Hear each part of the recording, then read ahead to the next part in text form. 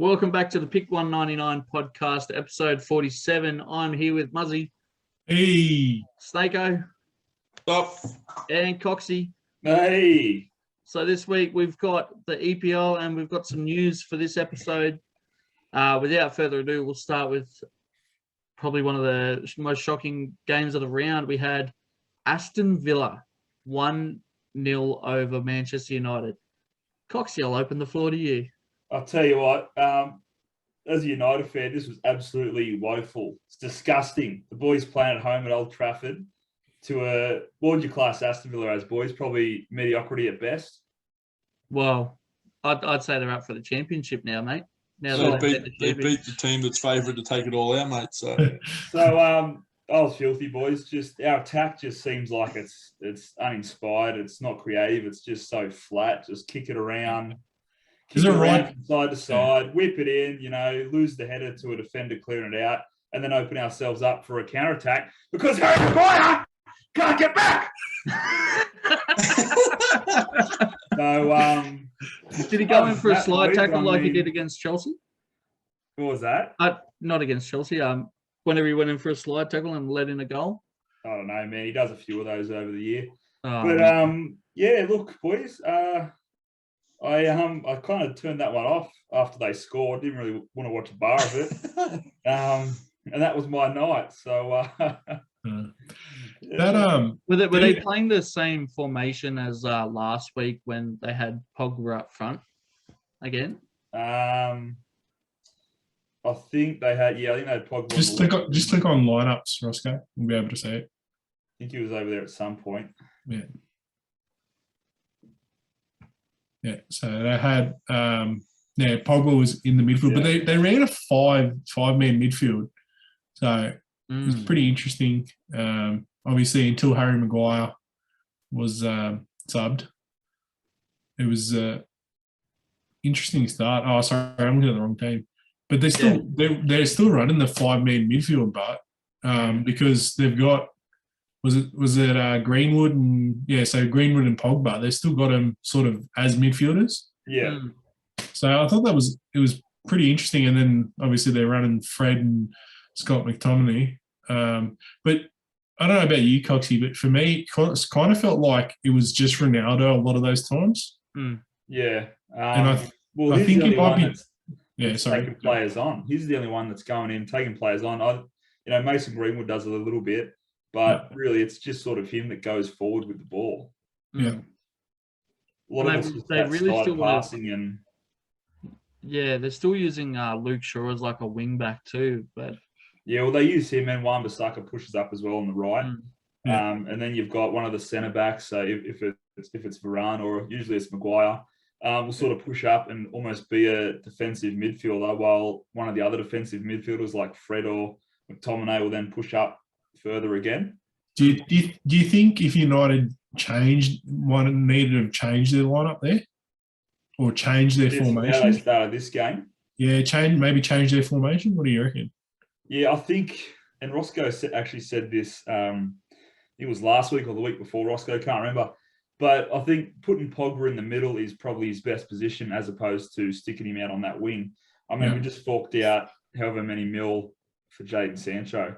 And I really think for Jadon to get, accustomed to the squad and sort of hit the ground running in the Prem, he needs to be starting games and playing games more than just, 30 minutes or, 20 minutes at the end there. So I think, Fred's got that hustle to him. And I think he would stay there. But I think if you maybe you played Pogba and Fernandez as like an attacking mid and you had Fred sit behind them. And then if you had, obviously you got Mason out there on one wing, you put Jadon Sancho on the other and Ronaldo up front. Yeah. So run a 4-3-3, but have a centre defensive mid and two centre attacking mids. Yeah, and two attacking mids, I think. I think that's the way to go. And I mean, we've already got the right and left back. I mean, most teams do. They have them as those wing backs now where they come in a lot, on their overlapping runs and whatnot. And maybe that's why we're so prone to counter-attacks. But if that's the way we're going to play, we need to sort of tighten that up and not lose the ball when we've got two wing backs right up in the box. Well, Shaw does tend to like go right up, but yeah, he goes up probably further than Wan-Bissaka, yeah. but they both go up, I think, just as much as each other, to be honest. Yeah. Well, it feels though Wan-Bissaka though, like when he does go up, you're more vulnerable on that right hand side though too. Yeah. I don't think Wan-Bissaka's nearly as good as Luke Shaw is at tracking back. Yeah. And like when Wan-Bissaka goes up too, it leaves Harry Maguire exposed. So yeah, I just think I don't know. It almost feels like Ollie's he's too cautious. He wants to have a good, solid defense, and he doesn't want to concede anything. Yeah, this is the thing. At the same time, I think that kind of hurts the attack. Yeah, you've got one of the best, like I would say, some of the best attacking players in the game. Yet you're pulling them back, so they're playing a more defensive role rather than attacking. I mean, compared to other teams, it almost at times, and I don't know if I'm biased because I'm, a big United fan, but it almost seems like we're struggling to score goals at times compared to other teams where they just have like a free flow kind of thing going on, and they've got creativity and whatnot. But like, I don't think we've had a big win in a while. Maybe Newcastle, and that was when Ronaldo came back. Yeah. But since then, it's been pretty stale. It kind of feels like a lot of the play was just going into Ronaldo. But I just wanted to get your thoughts on the penalty, Coxie. What are your thoughts on Bruno Fernandes taking it? Obviously, he was up against Emi Martinez, who had that big win for Argentina in their penalty shootout against Colombia. You obviously know you're going up against a keeper that's really good in penalties. Do you just give it to Ronaldo and just watch him smash it, or was it the right decision to give it to Bruno? I was happy that Bruno took it. I mean, he's been taking it for United all year, and last year he sort of took over that role. So I was happy for him to go again. I was interested to sort of see what was going to happen there, because you didn't see, Ronaldo was sort of standing there in the box, like on the spot. Look, I'm happy that Fernandes took it. At the end of the day, like, it did cost us a win. I mean, you usually expect Fernandes to hit the target. Yeah. I think that was in that situation, the dire depth, you needed him to just hit the target at least. And the fact that he 9 times out of 10 you hit the target, it's a goal. In the penalties. Well, if we remember too, like, Fernandes scored the majority of his goals last year out of like penalty kicks too. So and obviously Cristiano is really good with the penalties. But honestly, after he's done that, I honestly think he needs to be the next one to slot the next penalty. If we get one, I want him to take it now. Yeah. Just because it can do things mentally. I think if he then shies away from the next penalty and Ronaldo takes it, I think that's going to do things to him mentally that you don't want to happen. Like, you don't want him second guessing himself. I want him to be the first one there, and then I want him to slot it. So, well, I'm fairly sure he offered the penalty to Ronaldo, didn't he? And Ronaldo said, "You take it." No, that's what I thought I read. There's a bit of conjecture, I think, in between it, like what happened and what did happen. I know Martinez said Ronaldo should be taking it. Yeah, I think it probably got under Fernandez's skin a little bit, and he wanted to prove that he would do it. So I think that sort of played a bit of a part, but it's all hearsay, they say, and we're never going to find out the real truth, I think. So you would never tell anyone the real truth. Yeah. I think it's just media looking for a story sometimes with these things that come out. But look, either way, like, penalty or no penalty, like, at the end of the day, it shouldn't have come down to a penalty to scrap out a draw against Aston Villa at home. Yeah. So, as a United fan, I'm pretty disgusted with that. But, we can only go up from here, losing to Aston Villa at home. So, shout out to Aston Villa. Good start to the season as well. cracking for them. That's awesome. Yeah. They've had some cracking results. They've really, really done some. We talked about their signings, considering they lost Jack Grealish, and they've done some good signings to try and compensate that. So they've done pretty well. Yeah. No, absolutely. Well, if we move on to the other game that happened on Saturday night, we had Chelsea losing 1-0 to Man City. Muzzy. Do you want me to take Roscoe, you should probably talk first. Look, I think in the long run, this might be a good loss for us in terms of humbling us a bit. And I think it also gets it sends a message out there that Man City isn't like a walkover like everyone was sort of saying at the start of this year based on their last few results. So disappointing for us. We just didn't look quite right, and I think Man City just looked like the team that we expected them to be. Yeah. I think for us, there was, for Manchester City, it was two key differences. Kevin De Bruyne back and actually played almost a full game. Having him back and Jesus starting on the wing. The difference he makes when he plays on the wing is just out of this world. And so playing Phil Foden through that fluid role where he played up front for a bit and then came back in. I still don't like Bernardo Silva in the midfield. I think Foden will probably do a better job in there, and he's better for the future. I think Pep really needs to take a good hard look at that, and he needs to decide what he's going to do with Bernardo Silva, because I don't think he can't run that midfield. And Kevin De Bruyne and Rodri sort of make up for, not that he makes mistakes or anything, he just, that lack of creativity, I think, is the only thing. Do you reckon that Pep should put Gundogan in? Yeah, Gundogan needs, Gundogan's struggling with his fitness at the moment. He's picked up a couple of injuries. And I think when he comes back, he's definitely going to be a big impact. But yeah, he's been lined up to play the Champions League at the moment. But I actually think they should slip Foden in there instead of Silva, and I would almost put Silva on the bench and then have Ferran Torres up front, and then just let them sort of play for their spot. But Kevin De Bruyne and Jack Grealish played really well together as well. For guys that sort of haven't had any chemistry, they played really, really well. And I thought they made a big difference. But really the winner for me was Ruben Diaz. He played out of this world. Some of the blocks he made and the stops and tackles he made, and he never outstretched himself with something that Laporte tends to do, and did a bit in that game. Sort of overextended himself, took himself out of the play, went up too far. And you can't do that against Chelsea because they sit so deep, especially I think playing five midfielders. Yeah, five midfielders for this game. So you couldn't stretch yourself too far. You had to compose yourself. So I think Ruben Diaz for me was the man of the match. Especially when you know, Chelsea is very quick on that counter attack too. Yeah. Which is why Thomas Tuchel loves to play that five midfield, because it allows them to push up really quickly. Yeah, so you can see here three backs and then the five midfielders there. Yeah, so with Alonso and Reece James sort of playing that wing back position, that seems to be the trend at the minute. Yeah. So happy with the result. Happy with how most of us played. I think there's still a few tweaks that Pep needs to put in. No one's perfect, but he needs some work.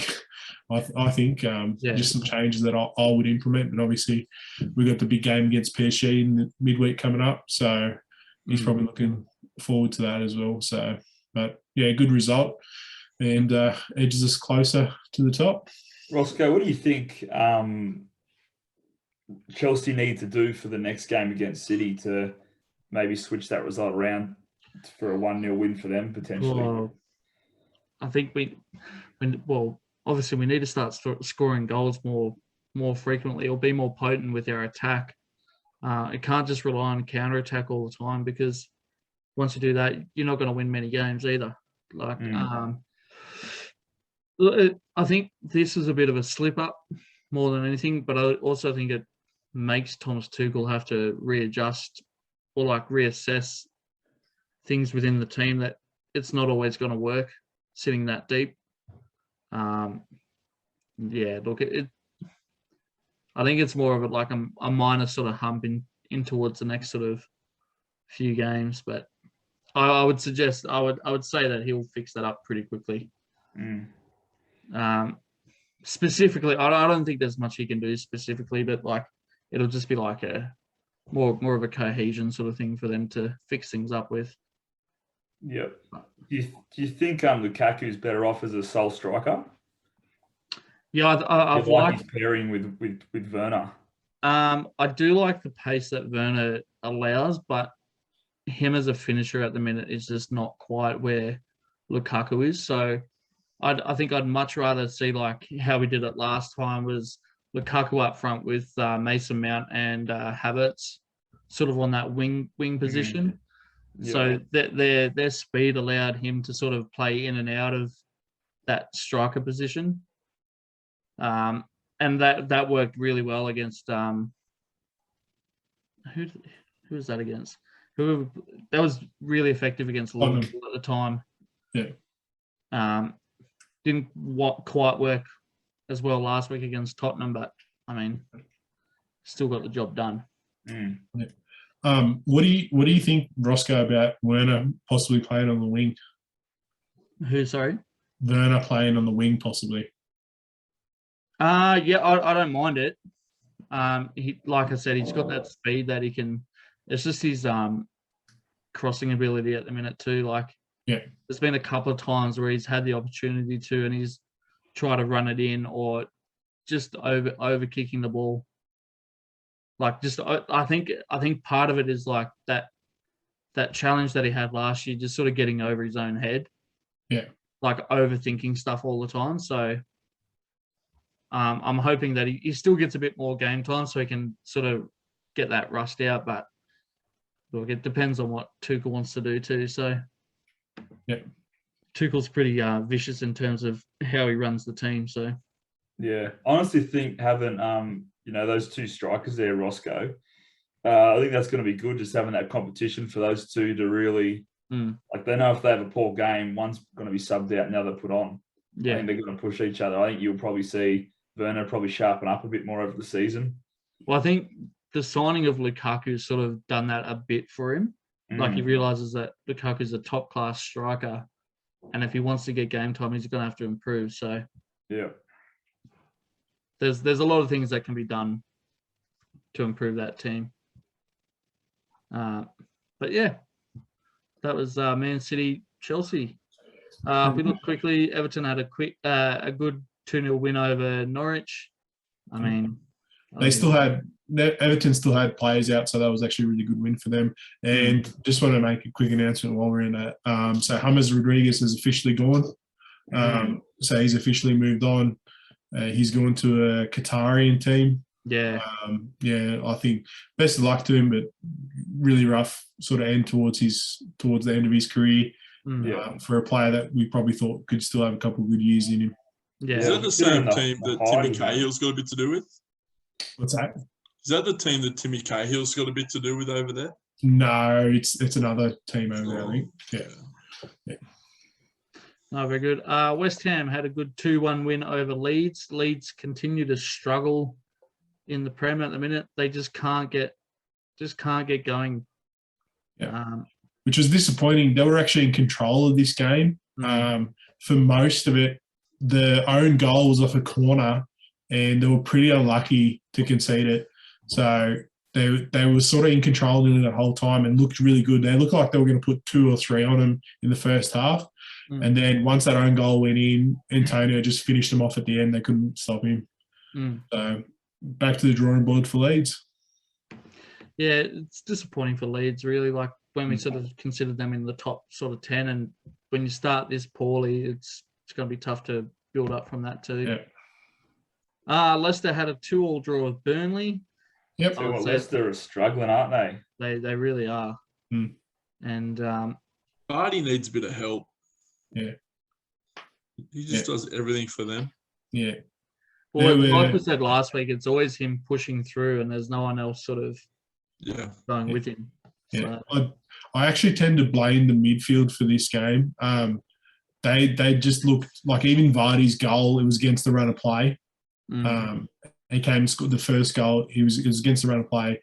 They tied up the game, but really Burnley just looked in control and looked to have the game under wraps, and then just lost it towards the end. Yeah. And then Vardy happened to score again. There's not much you can't stop him from scoring. So does Vardy get the game ball in this game for a hat trick? What's that, Snaker? Does Vardy get to keep the game ball? You got a hat trick. Not sure. I think they might have some question marks about it. I'd say so. Uh, Again, and then for Leicester though too, it's just games that they should be winning too against these lower end sides. But credit to Burnley for sticking in. Watford had a 1-1 draw with Newcastle, and then the big one, Liverpool 3. It's not the big one, but yeah. This was my game of the round. It was actually going to be the Leicester Burnley game because Vardy went up and shushed the Burnley crowd when he scored, and because they were all bagging him out because he scored their own goal, and then he came back and celebrated again in front of them. But that was a great game. But this became my game of the round by far. It was a belter. I think the Brentford goals, it just looked like they were just hustling. It was messy almost they were all messy pretty much. It was just, they just wanted it really bad, like in the box. It was a really good game. Some really good goals, high scoring. It was, yeah. Yeah, such a good result for a team that's, just popped up into the Prem, like drawing with Liverpool. They're still riding high on that confidence from being promoted. So that new stadium that they've got and everything else that's come with it, it's just really working for them. Yeah. Let's not talk about them too much because we said the same things about Wolverhampton. I think we said the same thing about Leeds though too. So we definitely did. Yeah. Staco, what do you think Liverpool need to do to win this game? I think we need to play a few more games. For me, it just, I don't know, maybe a bit of chemistry. I know this team and this structure's played a lot together as a whole, but of late, they didn't really play much especially the back four didn't play last year. So maybe just time. I'm not ripping the playbook up just yet. Yeah. Van Dijk looked a bit out of all sorts. And that's what I mean. I think just that whole, the trusting, getting a bit of trust back. In all three of the goals, he sort of just looked like he didn't know where he was going. Which, I think might lead to what you're saying, Snako. Yeah. But he really looked uncomfortable out there. Yeah. And it sort of, it looked like Robertson and Trent were doing most of the work. If Trent's doing most of your defensive work, you're in a bit of trouble. So, future England captain, whatever you want to call him, needs help in defense. Do you think they have to do do you think that they might have to go after a midfielder coming up in the next transfer window? I don't think so, honestly. I really like Jones. I think he's a young fella on the rise. Henderson, we've seen what he did for England. He was really good for England. We've seen what he's done for Liverpool over the last few seasons. Fabinho speaks for himself. I'm happy with our midfield, to tell you the truth. I'm happy with our whole squad. I'm happy with everything. I think it's just K's under the belt and just, especially the back four, just need to get comfortable. Yeah. I do like Joe Gomez. I'd probably have Joe Gomez back there, but I don't know. That's just a personal thing. No, fair enough. Very good. Wolves had a 1-0 win over Southampton. Go the Wolves. How good was it for Raw to get his first goal back? Yeah, after 10 months since his last goal.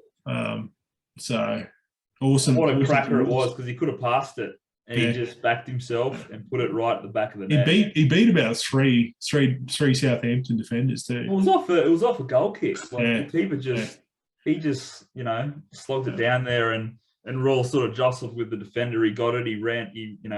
Beat him, beat another one, turned the other one, and just slotted it. I think it was fantastic. Yeah. Classic Wolves football there, boys, on the counter attack.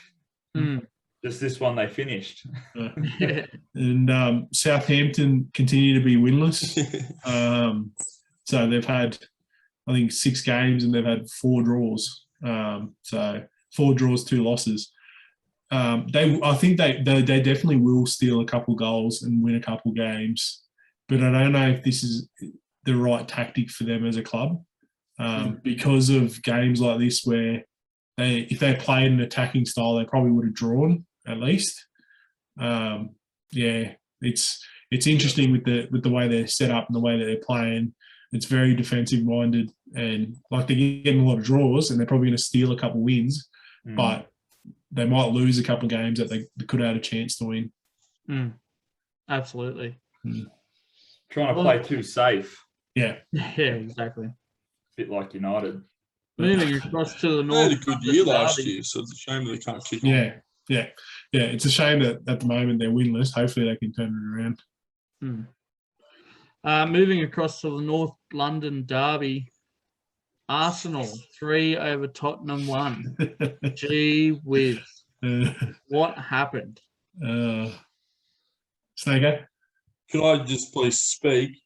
All the haters on social media for getting at me about criticising Harry Kane, get it up, yeah. He's useless, all right? I love watching Arsenal lose.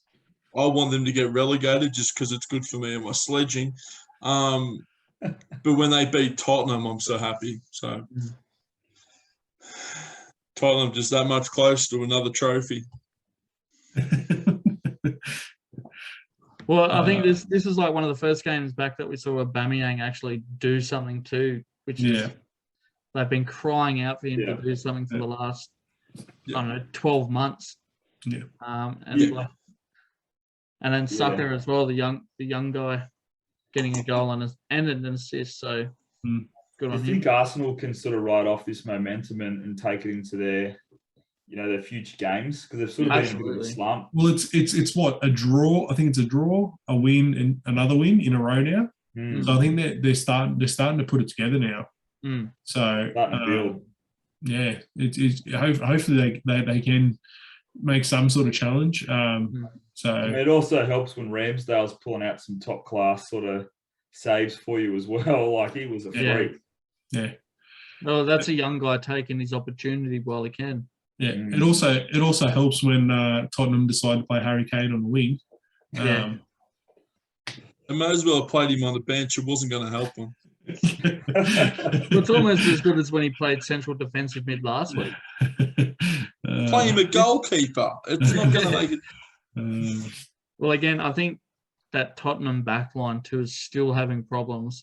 Yeah. And it continues to be a problem for them. Like, I'd called them out a couple of weeks ago for how bad they were, like, with their communication between one another, and I think I called them out last year as well. So, but not playing your number 10 in the striker role is just to clarify. He played in the 10, but he was running out to the wing. He was running out, like he did play up, like he was where he was supposed to be playing. But as Snako said, he might as well not have been out there, because he was, for some reason, he had this thing there. He was running out towards Son's wing, and I don't know if the coach has said to him, like, if Nuno said to them, "Oh, you need to stay closer." For me, if you're staying closer, that means your wingers need to come in closer. But absolutely, that's it. But like, when you got Mora and fucking Son who can actually run quickly, like probably two of the quickest like wingers in the game, and you have one of the slowest strikers in the game running out on the wing. Not only can Harry Kane not run fast, he can't run. He looks like a giraffe on skates. You'd have to see Kane versus Maguire in a bit of a sprint, I reckon, boys. How good that be? Do you know what would be better than watching Kane in a running race? Watch him race me. I reckon I'd still lap that prick. He'd probably score more goals than him too.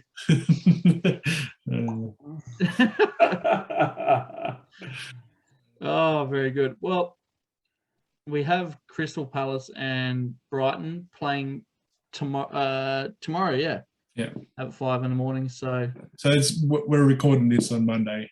On Monday night, Any guesses as who will win that one? Or I wouldn't be surprised if Brighton even get a win here, or they sort of scrap out a draw.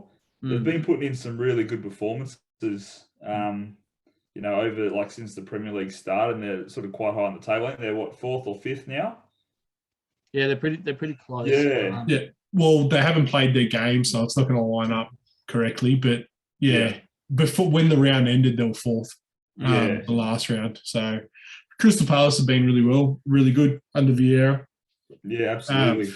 So I think it will actually be a pretty entertaining game. I hope Brighton don't try and lock it up too much and try and sneak out a 1-0. I hope they try and play park the bus kind of thing. Yeah, I hope they continue to try and to play out and play a lot better. Because if they do, I think this will be a really good game. Because Crystal Palace are just awesome. Like at the moment, I think they're probably one of the best teams to be watching. Crystal Palace because they're sort of what we expected Leeds to be, where they're just playing such attacking football. It's just been great to watch. Yeah, I hope. And you think that they'd be spurred on after that loss last week too. So yeah, I'll tell you what, I hope Ollie's watching this game. Might get some pointers. And how to attack. Give him some pointers. Ronaldo will be sitting them all down, saying, "This is what we need to do, boys." I hope Ronaldo's just giving them all a kick up the arse at training, mate. Yeah. But that pretty much wraps up the EPL for this week. So until next week. Yeah. Very good. Well, let's jump across to some of the news. And we had Anthony Joshua losing his heavyweight bout against Alexander Usyk. Did you boys see any of the highlights for this fight? Yeah, I watched the highlights. He looked like, I know that they're already talking about a rematch. Like it's almost set already. So they're saying that he wants that rematch. But Usyk looked. I'm not going to say he looked in a league above Joshua, but he looked really good. He looked a lot more in tune with his body. And he looked like he just looked sharper. Like it looked like a fighter that'd been fighting, consistently for a couple months, compared to a fighter that might have had some time off. Yeah. So Joshua's had a bit of time. Well, there's been a bit of time between fights with Joshua, so that could have been the issue. Yeah. I mean, there was definitely rounds that Joshua won, like in the middle. So Usyk came out really strong. That left jab that he had was just like nearly unstoppable in terms of like gaining points. Yeah. But Joshua in that sort of 4 to 7 round looked pretty good. But I mean, whenever you're on the back foot, you have to try your hardest to get back into the fight and get ahead. Yeah. And once that 8th, 9th round started, it went back to Usyk's power, basically, just back in his possession. Yeah. After that 9th round, when Joshua's eyes started to blow up, like that was pretty much the end of the fight. Yeah. Yeah, and he had him in terms of ring control too towards that end. I think in those last 8, 9, 10 rounds, he seemed to just be like ushering in basically to where he wanted him to be. Yeah. And as you said with that jab he was just lining him up every time with that jab, get him in the exact spots he wanted, and it just sort of felt like Joshua couldn't get out of it. Well, especially when Joshua relies on his counter punch so much too. That was probably one of the other biggest things, like relying on Usyk to do the work so he can counter punch. Yeah. But like we said, Usyk just looked way more like in tune with how his body was feeling and how it was looking. Yeah. And Anthony Joshua again, just I don't know what it is. Like he just seems to lapse in terms of like his mental plan as well. Like there'll just be times where he just blanks and then he gets lit up. So it'll be interesting to see what they do. And this now I think affects the Fury fight too in terms of how they get that done. Because Fury will be looking at fighting the champion. Yeah. Yeah. But I think this might open up the door for the Wilder Joshua fight though. I think it might creep him in because now they've both had a couple losses. It might creep it in now. Well, it also opens up that Andy Ruiz fight again too. So not a bad time to be a heavyweight boxer. Yeah. Or a really bad time to be a heavyweight boxer. that too. Well, where do you think Joshua goes from here, though? Does he I would be going for the Wilder fight because I think if that's probably going to be his biggest payday. I'd almost be saying let's do it in America. Yeah. Because I Does he feel get like the Wilder fight if he doesn't have the titles? what's that? Yeah, Does because he get the Wilder fight if he doesn't have the titles and stuff? Yeah, for the name he does, because Wilder doesn't have the titles either. I think Fury and Wilder have to do their third fight though too first. Yeah. So, but I think he's got to. You almost looking Contracted at that. legally. Yeah, I think you're almost looking at that Andy Ruiz fight as he's got to go through that first and then reevaluate. I think that might be it, but I don't know if he wants to fight Andy Ruiz at the moment. Yeah, well that's the thing. I think if he loses that Wilder fight, I think that Andy Ruiz fight opens up a lot more. But it all just depends how the pennies are, like how it's all going to drop. So he's in a really tough spot now. And I think so they're saying that it's going to be the rematch is on. I think if he wins the rematch, it puts him back into a bit of a better position and back into a better position to have the Fury fight. But be interesting times now for Anthony Joshua. I think he's got to wait out the waiting game now. He's got a lot of work to do to get back to where. Because like when you remember when he came back for that second fight against Andy Ruiz, like Andy Ruiz was out of shape because of how he managed his body, but Joshua did look a lot sharper. So whether or not this makes him knuckle down, it's tough because he's so big too. Like he's not as agile as Usyk was. But it's going to be one of those things to see where he ends up. Very good. Well, if we jump across to UFC 266, boys, this was one of the best cards I've seen in a long time. Some absolutely cracking fights. If we go through, we'll just touch on Dan Hooker got another win by decision against Nasrat Haqparast. It's good to see Dan Hooker back on the winning card. I don't know if you guys saw that him and Israel Adesanya are pretty much refusing to fight in New Zealand. Like New Zealand, for their quarantine rules, basically said they couldn't train. And there's been a big sort of fallout there between the New Zealand fighters and the New Zealand government. I mean, it's sort of interesting knowing that a heap of other teams, like the rugby can still train, the cricket team can still train, but apparently you can't train for mixed martial arts. So, Israel Adesanya and Dan Hooker pretty much said, well, we're never going to fight in New Zealand again, which is pretty sad considering how big they've made the sport over there.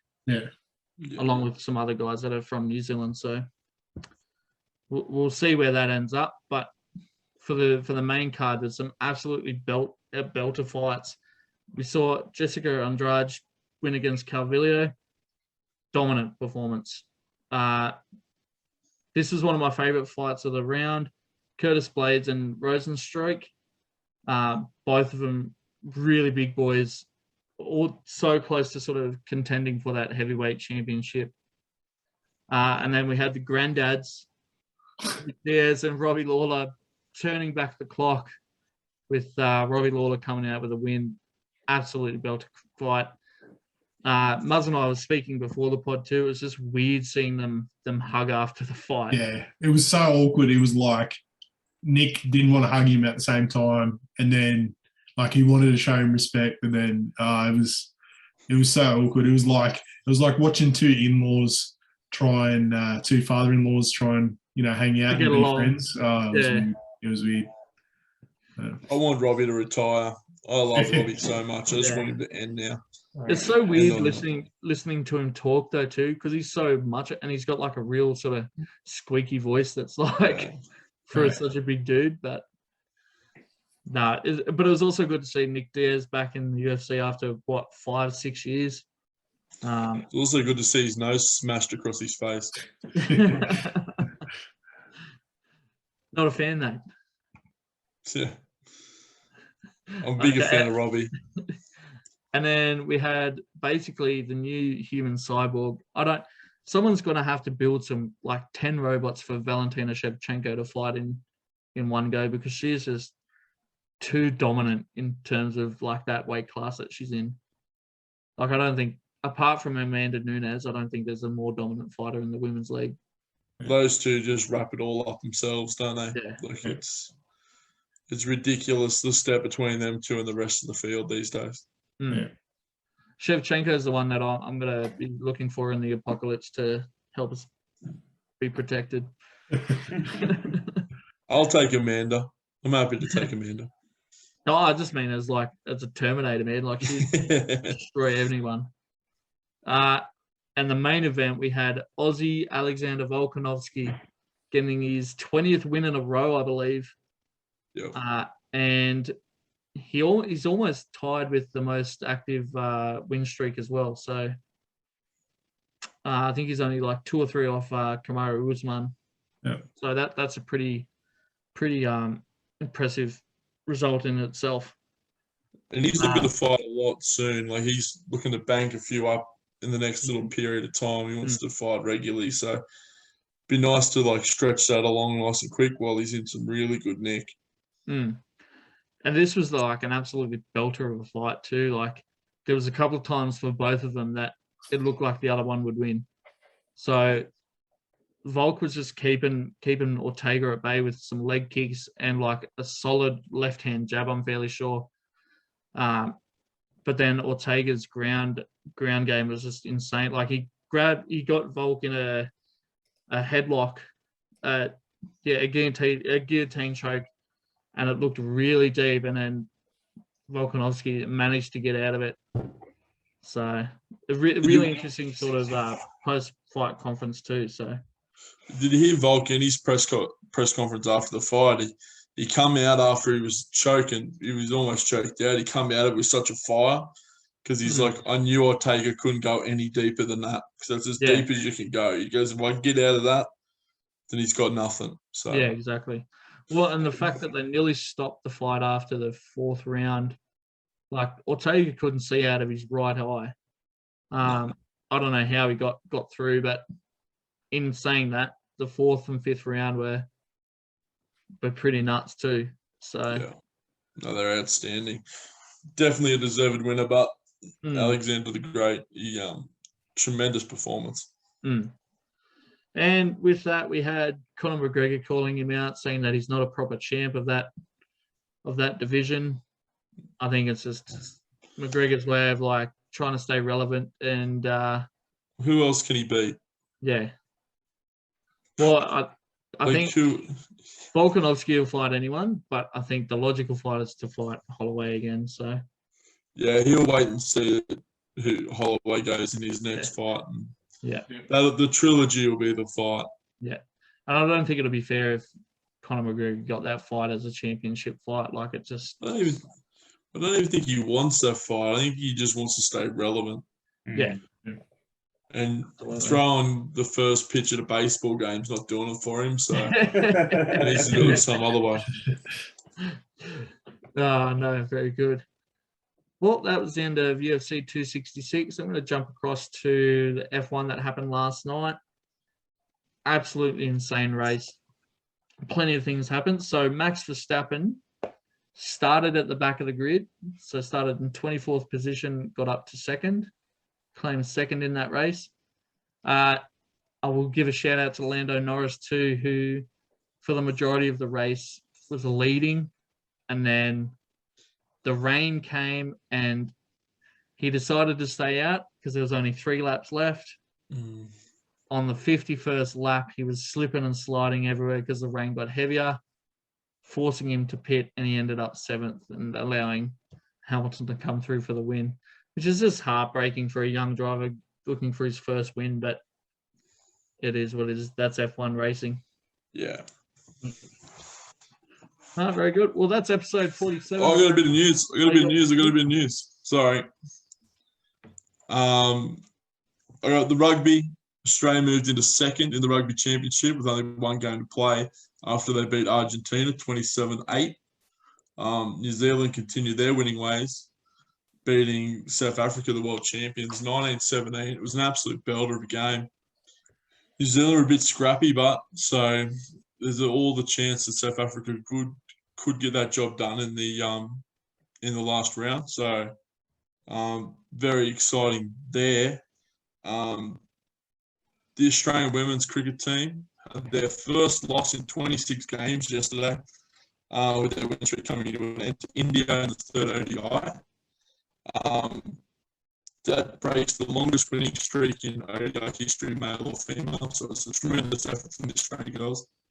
And they only got ran down with 3 balls to go. So Beth Moody saved them in the second ODI with 125 of 130 balls or something. And she couldn't quite get the job done in the third ODI. But tremendous effort from the girls, and that's a record that is going to be extremely hard to break. So all the power to them. That second ODI was probably the best finish to a one-day game I've seen in an extremely long time. So, great results from the girls, but great result for India and India cricket. And that's me. Very good. Very good. Well, I think with that wraps up episode 47 of the Pick 199 podcast. We thank you for listening, and we'll catch up with you next time. Thanks, guys. See ya.